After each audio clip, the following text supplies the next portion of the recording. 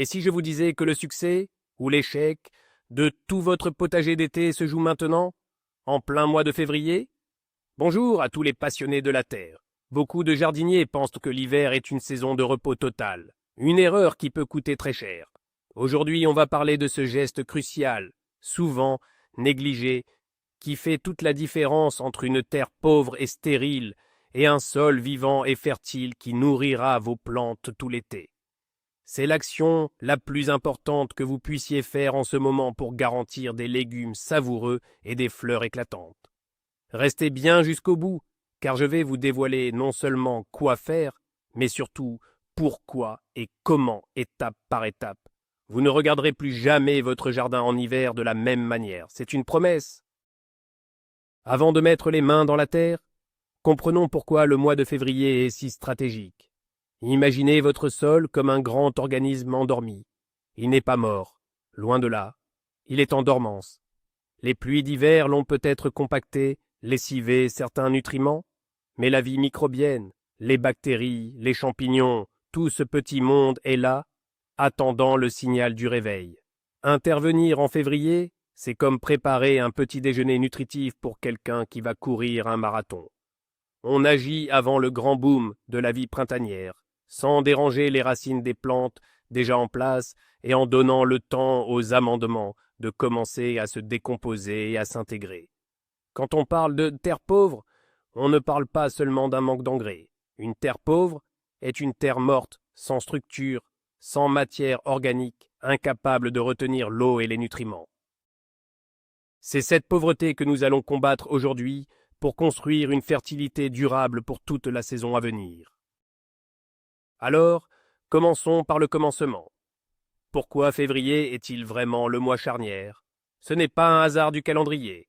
En janvier, les sols sont souvent gelés ou gorgés d'eau, ce qui rend tout travail non seulement difficile, mais aussi contre-productif. Marcher sur une terre détrempée la compacte terriblement. En mars, la nature s'éveille à une vitesse folle. Les premières herbes indésirables pointent leur nez, les bulbes sortent de terre, et si vous n'avez rien fait, vous serez déjà en train de courir après le temps. Février est cette fenêtre parfaite. Le sol commence à se réchauffer doucement en surface, il est généralement juste assez ressuyé pour être travaillé sans le détruire. C'est le moment idéal pour apporter des amendements organiques lents, comme le compost ou le fumier bien décomposé. Ces apports auront plus d'un mois pour commencer à être digérés par les micro-organismes du sol avant que vos plantations de printemps n'aient à besoin de ces nutriments. C'est une véritable mise en route. Pensez-y comme à un préchauffage du moteur biologique de votre jardin. En agissant maintenant, vous donnez une longueur d'avance à votre terre, vous améliorez sa structure pour qu'elle absorbe mieux les pluies de printemps et vous préparez le garde-manger pour les racines affamées de vos futurs légumes. La deuxième étape, avant même de penser à ajouter quoi que ce soit, c'est de faire un diagnostic. Apprenez à lire votre terre. C'est une compétence fondamentale pour tout bon jardinier. Pas besoin de matériel de laboratoire coûteux pour cela, vos yeux, votre nez et vos mains sont vos meilleurs outils. Prenez une bêche et creusez un petit profil sur une vingtaine de centimètres de profondeur. Observez la couleur. Est-elle sombre, presque noire? C'est un excellent signe. Cela indique une bonne teneur en humus, la matière organique stable. Est-elle plutôt claire, ocre, voire grisâtre? C'est le signe d'une terre qui a faim. Ensuite, touchez-la. Est-elle friable? S'émiette-t-elle facilement en petites mottes? C'est l'idéal. Ou au contraire, forme-t-elle une masse collante et plastique? C'est une terre argileuse. S'écoule-t-elle entre vos doigts, comme du sable? C'est une terre sableuse. Sentez-la. Une bonne terre a une odeur agréable de sous-bois, d'humus. Si elle sent le renfermer, la vase, c'est qu'elle est asphyxiée, en manque d'oxygène. Et enfin, le signe qui ne trompe pas, cherchez la vie. Y a-t-il des vers de terre? Leur présence en abondance est le meilleur indicateur d'un sol sain et vivant. Ce simple examen visuel vous en dira déjà énormément sur les besoins de votre jardin.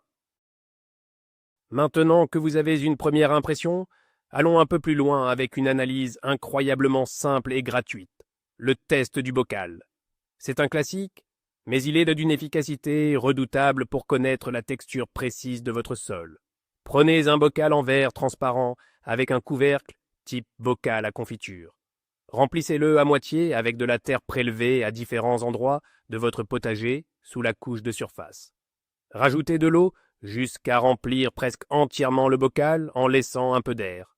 Fermez bien et secouez vigoureusement pendant au moins 2 minutes. Le but est de séparer toutes les particules de terre. Ensuite, posez le bocal et laissez décanter. C'est là que la magie opère. Les particules les plus lourdes, les sables, vont se déposer au fond en quelques minutes. Au-dessus se déposeront les limons, ce qui peut prendre plusieurs heures. Enfin, la couche la plus fine, les argiles, mettra parfois 1 ou 2 jours à se déposer, laissant l'eau trouble pendant longtemps. Une fois que tout est stabilisé, vous verrez des couches distinctes. En mesurant la hauteur de chaque couche, vous pouvez déterminer le pourcentage de sable, de limon et d'argile, et donc la nature exacte de votre sol. Est-il équilibré, à tendance argileuse ou majoritairement sableux? Cette information est capitale car les amendements à apporter ne seront pas du tout les mêmes en fonction de ce résultat. Un autre paramètre essentiel, souvent sous-estimé, est le pH de votre sol. Le pH, c'est la mesure de l'acidité ou de l'alcalinité de votre terre. Pourquoi est-ce si important? Parce que le pH contrôle la disponibilité des nutriments pour vos plantes. Vous pouvez avoir un sol plein de minéraux, mais si le pH est trop acide ou trop basique, ces nutriments sont comme bloqués, chimiquement inaccessibles pour les racines. La plupart des légumes de potager préfèrent un sol neutre ou légèrement acide, avec un pH compris entre 6 et 7. Un sol trop acide, en dessous de 6, peut entraîner des carences en phosphore, en potassium ou en magnésium. Un sol trop basique ou calcaire, au-dessus de 7,5, bloque l'assimilation du fer, du manganèse ou du bore. Alors, comment le savoir? Il existe des kits très simples et peu coûteux en jardinerie. Il suffit de mélanger un échantillon de terre avec de l'eau distillée et un réactif, puis de comparer la couleur obtenue à un nuancier. C'est rapide, facile, et cela vous donnera une indication précieuse.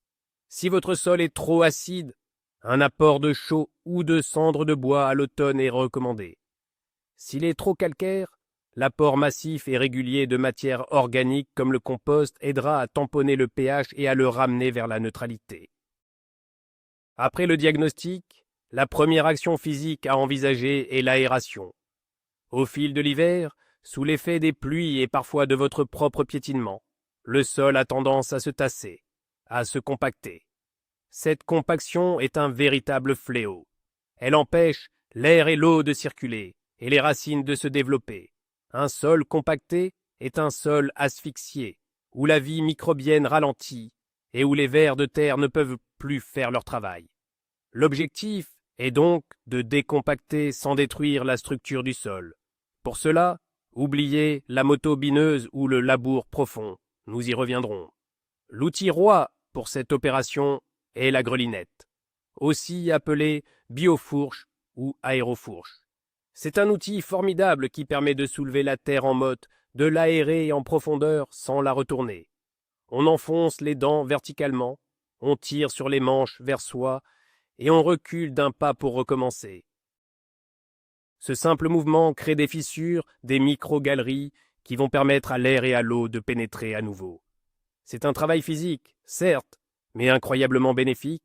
Il réveille le sol en douceur, stimule l'activité biologique et prépare le terrain pour que les racines de vos futures plantations puissent explorer le sol en toute liberté. Faire respirer le sol est la première étape pour le rendre à nouveau vivant et accueillant. Parlons maintenant d'une vieille habitude qui a la vie dure, le labourage. Pendant des décennies, on nous a appris qu'un bon jardinier est un jardinier qui retourne sa terre, qui la laisse nue et fine comme de la poudre.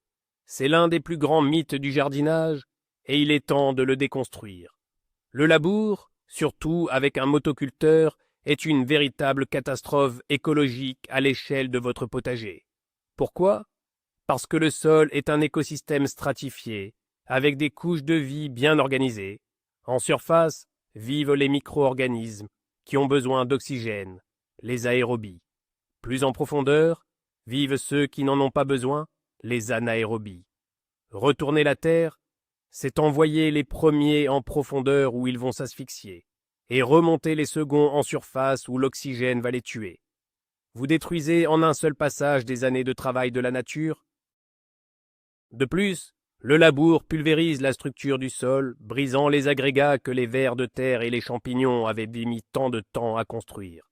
Un sol labouré devient sensible à l'érosion par le vent et la pluie et forme une croûte dure en surface dès les premières de chaleur. La solution, c'est le non-travail du sol, ou du moins un travail très superficiel. L'aération avec la grelinette est la seule intervention en profondeur qui soit réellement bénéfique.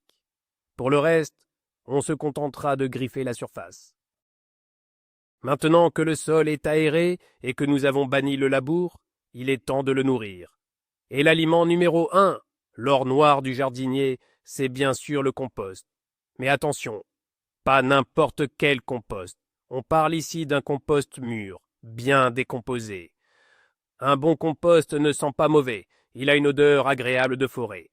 Il est de couleur brun foncé, presque noir, et sa texture est fine et friable. On ne doit plus pouvoir y reconnaître les déchets d'origine, à l'exception peut-être de quelques morceaux de bois plus durs. Pourquoi est-il si précieux? Le compost n'est pas un simple engrais. C'est un amendement complet. Il apporte bien sûr des nutriments essentiels de manière équilibrée et à libération lente. Mais son rôle le plus important est d'apporter de la matière organique stable, de l'humus. C'est cet humus qui va améliorer la structure de tous les types de sols. Dans un sol argileux, il va alléger la terre et empêcher les particules de coller entre elles. Dans un sol sableux, il va agir comme une éponge, retenant l'eau et les nutriments qui autrement seraient lessivés. Enfin, et c'est crucial, le compost est une véritable bombe de vie. Il inocule votre sol avec des milliards de bactéries et de champignons bénéfiques qui vont relancer toute l'activité biologique. C'est le meilleur investissement que vous puissiez faire pour votre jardin. Savoir que le compost est essentiel, c'est bien. Savoir comment l'appliquer correctement, c'est encore mieux. L'erreur la plus commune est de vouloir l'enfouir, de le mélanger à la terre. C'est inutile et même contre-productif. La nature ne laboure pas. Dans une forêt, les feuilles tombent en surface et se décomposent lentement, nourrissant le sol par le haut. Nous devons imiter ce processus. La meilleure méthode est donc d'épandre le compost en surface sur le sol préalablement aéré. Une couche de 1 à 3 cm est généralement suffisante pour un entretien annuel. Pour un sol très pauvre que l'on veut améliorer, on peut aller jusqu'à 5 cm la première année. On l'étale simplement à la pelle et au râteau sur toute la surface des futures planches de culture. Ensuite, on laisse faire la nature. Les pluies vont faire descendre les éléments nutritifs solubles vers les racines, et les vers de terre, attirés par ce festin, vont remonter à la surface, se nourrir du compost et le faire pénétrer en profondeur dans le sol en creusant leur galerie. C'est un travail d'équipe. Vous apportez la nourriture en surface, et la vie du sol se charge de la distribuer. Cette technique, issue de la permaculture et du maraîchage sur sol vivant, est la plus respectueuse de l'écosystème du sol et, à terme, la plus efficace. Un autre amendement organique très puissant est le fumier. Mais attention, le fumier est une puissance à maîtriser. Utiliser du fumier frais directement au potager est une très mauvaise idée. Il est beaucoup trop riche en azote sous une forme agressive qui peut littéralement brûler les racines de vos plantes. De plus, il peut contenir des graines de mauvaises herbes non digérées et des agents pathogènes. Le secret est d'utiliser un fumier bien décomposé qui a composté pendant au moins 6 mois, voire 1 an. Un bon fumier composté ressemble beaucoup à du terreau, il est ciel noir, friable et n'a plus d'odeur forte.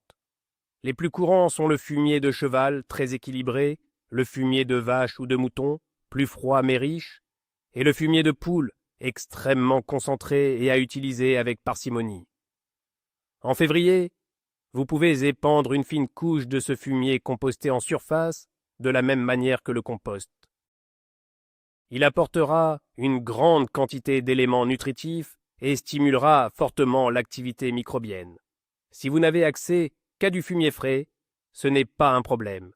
Mettez-le en tas dans un coin de votre jardin, couvrez-le d'une bâche ou de paille et laissez-le tranquillement se transformer en un amendement de qualité pour l'année suivante. La patience est la clé avec le fumier. Attardons-nous maintenant sur des cas spécifiques. Si votre test du bocal et l'observation vous ont révélé une terre argileuse, lourde et collante, il existe des solutions ciblées. La première erreur à ne pas commettre est de penser qu'ajouter du sable va l'améliorer. C'est un mythe tenace. Mélanger du sable et de l'argile, c'est la recette pour faire du béton ou du pisé. Vous obtiendrez un sol encore plus dur et impénétrable. La seule et unique solution durable pour améliorer un sol argileux est l'apport massif et répété de matière organique. Le compost est votre meilleur ami. Il va s'intercaler entre les fines particules d'argile, les fameux feuillets, et les empêcher de s'agglomérer. Il va créer une structure grumeleuse, aérée et beaucoup plus facile à travailler. Le fumier bien décomposé et le BRF, dont nous parlerons plus tard, sont également excellents. Un autre amendement intéressant pour les sols argileux très compacts est le gypse. Il aide à floculer l'argile, c'est-à-dire à regrouper les particules en agrégats plus gros, améliorant ainsi le drainage et l'aération. Mais retenez bien ceci, face à une terre lourde, la solution n'est pas de la combattre, mais de la nourrir avec de la matière organique, encore et toujours. Année après année, vous la verrez se transformer en une terre riche et fertile. À l'opposé du spectre, nous avons les sols sableux. Légers, faciles à travailler, ils se réchauffent vite au printemps, ce qui est un avantage. Mais leur principal défaut est leur incapacité à retenir l'eau et les éléments nutritifs. On les appelle des sols filtrants ou des passoires. Tout ce que vous apportez, l'eau d'arrosage comme les engrais, a tendance à filer directement en profondeur, loin des racines des plantes. Le défi ici est donc d'améliorer la rétention. Et encore une fois, la matière organique est la clé de voûte. Le compost va agir comme une véritable éponge capable de retenir plusieurs fois son poids en eau. Il va apporter du corps et de la structure à ce sol qui n'en a pas. Pour un sol très sableux, il ne faut pas hésiter à être généreux sur les quantités de compost chaque année. Un autre amendement très efficace est l'argile, mais pas n'importe comment. On peut utiliser de l'argile bentonite, une argile en poudre très fine qui a une capacité d'absorption phénoménale. Épandue en petites quantités et incorporée superficiellement, elle va former un complexe argilo-humique avec votre compost, créant une structure stable et capable de retenir durablement l'eau et les nutriments. C'est une correction un peu plus technique, mais qui peut radicalement transformer un sol sableux en quelques saisons. Il existe une autre façon de nourrir son sol, une technique incroyablement efficace et économique, les engrais verts. Le principe est simple. Au lieu de laisser le sol nu pendant l'hiver, on sème des plantes qui ont la capacité d'améliorer le sol. En février, il est encore temps de semer certaines variétés à croissance rapide qui auront le temps de se développer un peu avant vos cultures de printemps. On peut penser à la moutarde, à la facélie, ou à un mélange de vesse et d'avoine. Quels sont les avantages? Premièrement, leurs racines vont travailler le sol en profondeur, l'aérer et le décompacter naturellement. Deuxièmement, leur feuillage va couvrir le sol, le protégeant de l'érosion et du tassement causé par la pluie. On appelle cela le paillage vivant. Troisièmement, certaines familles de plantes, comme les légumineuses, vesses, fèves, ont la capacité de capter l'azote de l'air et de le stocker dans leurs racines, enrichissant ainsi gratuitement votre sol en cet élément essentiel. Juste avant de planter vos légumes, vous n'aurez qu'à faucher ou tondre cet engrais vert et le laisser se décomposer en surface comme un paillis nutritif. C'est une méthode qui nourrit, structure et protège le sol en même temps, une véritable perfusion de vie pour votre potager.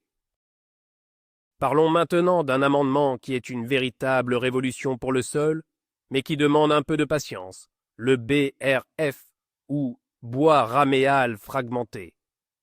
Il s'agit de broyats de jeunes rameaux et de petites branches d'arbres feuillus de moins de 7 cm de diamètre. Pourquoi ces jeunes baligones branches? Parce qu'elles sont extrêmement riches en lignine, en cellulose, en sucre et en minéraux. Tout ce qu'il faut pour nourrir une vie du sol spécifique, les champignons. Quand vous épandez une couche de 3 à 5 cm de BRF en surface de votre sol en février, vous ne nourrissez pas directement les plantes. Vous nourrissez les champignons qui vont décomposer ce bois. Ce processus, qui prend plusieurs mois voire années, va créer de l'humus d'une qualité exceptionnelle, très stable et durable. Le réseau de mycélium des champignons va littéralement tisser votre sol, créant une structure incroyablement aérée et résistante à la sécheresse. C'est un investissement sur le long terme. La première année, le processus de décomposition du bois peut consommer un peu d'azote du sol, c'est ce qu'on appelle l'abat-fin d'azote. Il faut donc veiller à bien l'associer à un apport riche en azote, comme du compost ou une tonte de gazon. Mais au bout de 2 ou 3 ans, un sol amendé au BRF devient d'une fertilité incomparable, autonome et très résilient. Une question que beaucoup de jardiniers se posent en février est: que faire du paillage qui a protégé le sol tout l'hiver? Faut-il l'enlever pour travailler le sol ou le laisser en place? La réponse dépend de la nature de votre paillis. S'il s'agit de matières organiques, fines et déjà bien décomposées, comme des feuilles mortes broyées ou de la paille bien abîmée, vous pouvez tout à fait le laisser. Écartez-le simplement un peu pour faire vos apports de compost ou de fumier, puis remettez-le en place. Il continuera son lent processus de décomposition et sera incorporé par les vers de terre. Si en revanche, votre paillis est constitué de matériaux grossiers et peu décomposés, comme des grosses branches ou une couche très épaisse de paille intacte, il peut être judicieux de l'écarter temporairement sur le côté de la parcelle. Cela permettra au sol de se réchauffer un peu plus vite avec les premiers rayons de soleil du printemps et facilitera votre travail d'aération et d'amendement. Une fois vos apports effectués, vous pourrez le remettre en place. L'important est de ne jamais laisser le sol nu très longtemps. Un sol nu est un sol qui meurt. Le paillage est son vêtement et sa nourriture, il faut le gérer intelligemment tout au long de l'année. Jusqu'à présent, nous avons beaucoup parlé de matière organique et de nutriments. Mais il est essentiel de comprendre que la fertilité d'un sol ne se résume pas à sa composition chimique. Au fameux trio NPK, azote, phosphore, potassium. La véritable fertilité, la fertilité durable, réside dans la vie du sol. Dans une seule cuillère à café de terre de jardin en bonne santé, il y a plus de micro-organismes qu'il n'y a d'êtres humains sur notre planète. Des milliards de bactéries, de champignons, d'algues, de protozoaires. Tout ce petit monde forme ce qu'on appelle le réseau trophique du sol. Ce sont eux, les véritables acteurs de la fertilité. Ce sont eux qui décomposent la matière organique, qui rendent les minéraux assimilables par les plantes, qui structurent le sol et qui protègent les plantes contre les maladies. Quand vous ajoutez du compost, du fumier ou du BRF, vous ne faites pas que nourrir le sol, vous nourrissez cette armée de travailleurs invisibles. Le jardinage moderne et biologique consiste à passer d'une logique où l'on nourrit la plante avec des engrais solubles à une logique où l'on nourrit la vie du sol, et c'est cette vie qui, en retour, nourrira la plante de manière bien plus complexe et équilibrée. C'est un changement de paradigme fondamental. Pour donner un coup de fouet à cette vie microbienne qui sort de sa dormance hivernale, on peut utiliser des activateurs de sol naturels. Ce sont des préparations liquides, de véritables probiotiques pour votre jardin. Les plus connus sont les purins, comme le purin d'ortie, mais en février, il est un peu tôt pour en fabriquer. Une excellente alternative est le thé de compost, ou plus précisément, le thé de compost oxygéné. Le principe est de multiplier les micro-organismes bénéfiques présents dans votre compost en les plongeant dans de l'eau non chlorée, avec une source de nourriture comme de la mélasse, et en oxygénant le mélange avec une pompe d'aquarium pendant 24 heures. Le liquide obtenu est un concentré de vie que vous pouvez diluer et pulvériser sur votre sol ou utiliser en arrosage. C'est un moyen extrêmement rapide et efficace de réensemencer un sol fatigué et de stimuler l'activité biologique juste avant le printemps. C'est un peu comme donner une boisson énergisante à votre sol pour le réveiller en douceur et le préparer pour la saison de croissance. Il existe de nombreuses recettes en ligne. C'est une technique un peu plus avancée, mais qui donne des résultats spectaculaires sur la santé globale du jardin. Toute cette préparation du sol a aussi un impact direct sur ce que vous allez pouvoir cultiver et comment vous allez le cultiver. Connaître la nature de son sol permet de planifier ses cultures de manière beaucoup plus intelligente. Par exemple, si vous avez un sol qui reste à tendance argileuse, lourd et qui se réchauffe lentement, il sera plus judicieux de planter des légumes qui apprécient ce type de sol, comme les choux, les haricots ou les pommes de terre. Les légumes racines, comme les carottes, auront plus de mal à se développer et risquent d'être fourchus. À l'inverse, dans un sol sableux qui se draine bien, les légumes racines seront rois, carottes, panais, radis s'y plairont à merveille. Les légumes feuilles, comme les salades ou les épinards, y demanderont par contre un arrosage et un paillage très suivis pour ne pas souffrir de la sécheresse. Adapter ses choix de cultures à son sol, c'est mettre toutes les chances de son côté. Bien sûr, l'objectif est d'améliorer son sol pour le rendre le plus polyvalent possible, mais il conservera toujours une tendance dominante. Travailler avec la nature de son sol plutôt que contre elle est l'un des secrets d'un jardinage facile et réussi. Maintenant, je dois vous parler de l'erreur à ne surtout pas commettre en février, ni à aucun autre moment d'ailleurs. C'est la tentation de la facilité, celle que nous vend l'industrie chimique, l'utilisation d'engrais chimiques de synthèse. Ces granulés bleus ou blancs que l'on voit partout sont un véritable poison pour votre sol. Certes, à court terme, ils peuvent donner un coup de fouet à vos plantes en leur fournissant des nutriments directement assimilables. Mais c'est une illusion. Ces engrais sont des sels très concentrés qui brûlent la matière organique, tuent les micro-organismes et les vers de terre et acidifient le sol. Ils créent une dépendance. Le sol, privé de sa vie, devient incapable de nourrir les plantes par lui-même et vous oblige à en remettre toujours plus. C'est un cercle vicieux qui mène à la mort biologique du sol, le transformant en un simple support de culture inerte. Toutes les actions que nous avons décrites jusqu'ici visent à construire une fertilité naturelle et autonome. Utiliser un engrais chimique, c'est comme prendre un bulldozer et détruire en 5 minutes le château de cartes que vous avez mis des semaines à construire. Dites non à la chimie de synthèse et faites confiance à la biologie de votre sol. Une fois que vous avez préparé votre sol de manière globale, vous pouvez aller plus loin et anticiper les besoins spécifiques de vos futures cultures, notamment les plus gourmandes. Les tomates, les courges, les aubergines, les poivrons ou les potirons sont de gros mangeurs. Ils ont besoin d'un sol particulièrement riche pour donner le meilleur d'eux-mêmes. En février, vous pouvez déjà repérer les emplacements où vous prévoyez de les planter. À ces endroits précis, vous pouvez faire un apport supplémentaire de compost bien mûr. Creusez un trou de plantation un peu plus grand que nécessaire et mélangez 1 ou 2 bonnes pelletées de compost à la terre que vous avez retirée avant de tout remettre en place. Cette poche de fertilité offrira un démarrage fulgurant à vos plants lorsqu'ils seront mis en terre en mai. C'est une technique qui permet de concentrer la richesse là où elle est le plus nécessaire, sans avoir besoin d'amender tout le potager de manière intensive. Vous pouvez même y incorporer des nutriments complémentaires naturels comme de la consoude séchée pour le potassium ou une poignée de poudre d'os pour le phosphore. C'est du jardinage de précision qui fera une vraie différence sur la qualité et la quantité de vos récoltes estivales.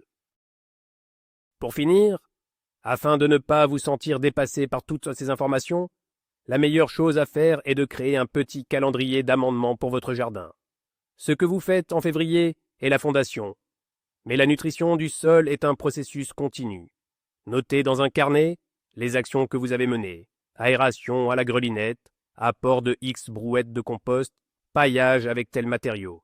Au printemps, après vos plantations, vous penserez à renouveler ou compléter le paillage pour garder le sol couvert et humide.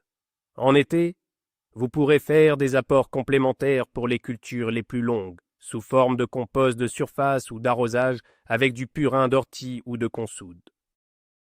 À l'automne, après les dernières bonnes récoltes, Ce sera le moment idéal pour apporter les amendements à des compositions très lentes comme le fumier moins mûr ou les feuilles mortes, et pour semer les engrais verts qui couvriront le sol pendant l'hiver. Avoir un calendrier simple vous permet de visualiser le cycle de la fertilité de votre jardin, de transformer ces actions en routine et de voir, année après année, votre terre s'améliorer, s'enrichir et devenir de plus en plus facile à cultiver. C'est le cycle vertueux du jardinage sur sol vivant. Voilà, nous avons fait un tour d'horizon complet de cette étape si cruciale qu'est la préparation du sol en février. Si vous ne deviez retenir qu'une seule chose, c'est celle-ci. Votre travail de jardinier ne consiste pas à nourrir vos plantes, mais à nourrir votre sol. C'est le sol, vivant et en bonne santé, qui se chargera de nourrir vos plantes bien mieux que vous ne pourriez le faire. En aérant sans retourner, en apportant du compost, en paillant, en bannissant la chimie, vous ne faites pas que préparer une saison de récolte. Vous investissez dans un capital, le capital fertilité de votre terre, qui grandira année après année. Vous transformez un simple lopin de terre en un écosystème résilient, capable de mieux résister à la sécheresse, aux maladies, et de produire des légumes pleins de goût et de nutriments. C'est le plus beau cadeau que vous puissiez faire à votre jardin et à vous-même. Merci infiniment d'avoir regardé cette vidéo jusqu'au bout. Si elle vous a été utile, n'oubliez pas de laisser un pouce bleu pour soutenir la chaîne et de vous abonner pour ne pas manquer les prochaines étapes du potager au fil des saisons. Et maintenant, c'est à vous. Quelle est votre astuce secrète, votre technique favorite pour préparer votre terre en février? Partagez vos expériences et vos questions dans les commentaires. J'ai vraiment hâte de vous lire et d'échanger avec vous. À très bientôt au jardin